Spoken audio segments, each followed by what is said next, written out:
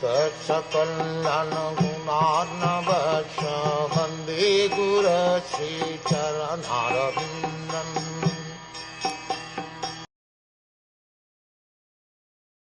The Brahman's son cursed the king thus.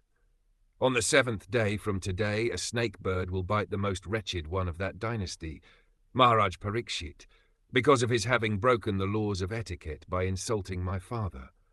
Thus the beginning of the misuse of Brahminical power began, and gradually the Brahmins in the age of Kali became devoid of both Brahminical powers and culture.